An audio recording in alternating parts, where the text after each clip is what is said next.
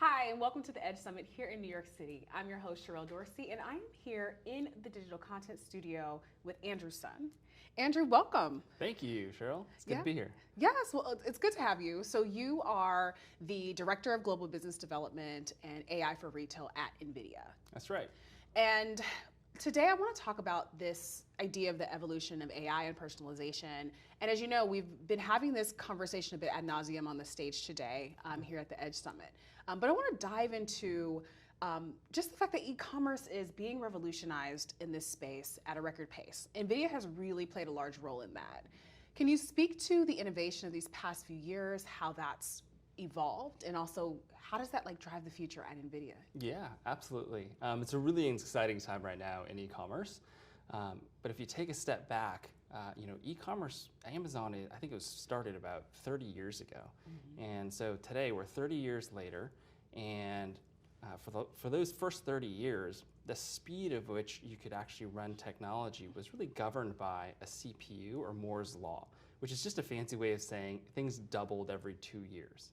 But when we move into this era of AI, things have moved from that CPU into a GPU. This is what is sort of at the heart of what NVIDIA has invented. And that changes things exponentially. It's kind of like Moore's law, at least Moore's law squared. And so that really kind of accelerates what's possible in e-commerce and frankly every industry. And I think that's really one of the foundational steps. When you layer on top of that, companies that are building e-commerce platforms and experiences, those are software experiences, and those have really moved from just being human engineered software to machine learning, generative AI. And so when you take these two elements together, we're just at the forefront of a really, really exciting time. We've been speaking a bit about definitely the acceleration of this technology and more personalization, of course. And I want to touch on how that actually affects the consumer experience and also expectations.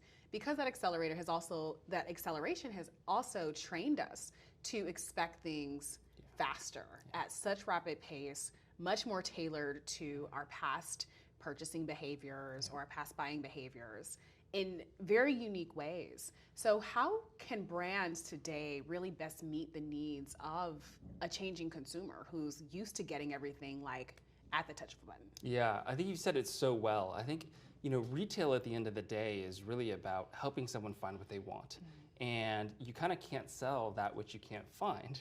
And everything that a consumer wants is really just about what is that customer intent and do you have that item that they want.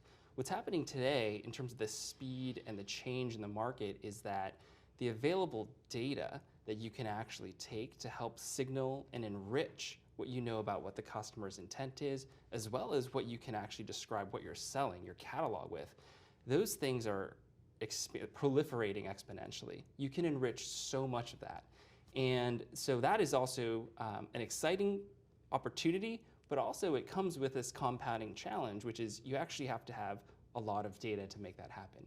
And as you said, speed matters, right? We're all being trained every day when we do a search on Google, or we might look for kind of an item on Amazon, to just have synthesized really elegant results, whether that's an AI overview or an AI-powered summary.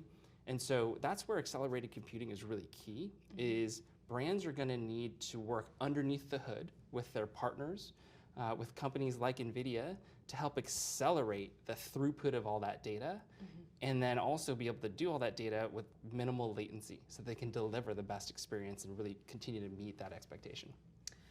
I think a lot about experience and the way that we assume personalization based on the past, but then also this opportunity for discoverability where you can be introduced to something that maybe it wasn't initially on your radar, but it enhances the customer experience because perhaps it's adjacent.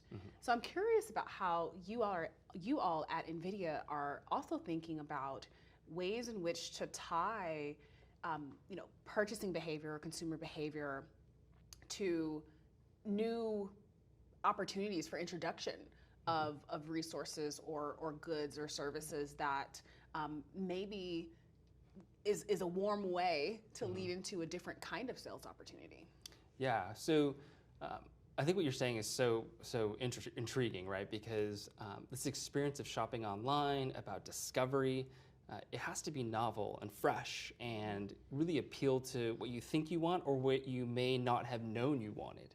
Yeah. And in order to kind of bridge both of those scenarios for a customer, it really does require more information underneath it, right? It goes back to the central issue around where's your data, what other forms of data are you able to accumulate, what other patterns can you recognize in that data, and then how do you actually weigh that judgment in terms of what the person wants as well as what's available. So a lot of what we're doing, again, is really just taking this expanding kind of foundation that's underneath that, when you think about things like catalog onboarding or product descriptions, they don't at first sound like a sexy thing, but when you actually peel that apart and you realize if you can get that foundation right to know exactly and consistently what it is that you're selling, that lays a really strong foundation for then a lot of AI to then build really good inferences on that information and weigh that and score that in a way that's super relevant or personalized to you.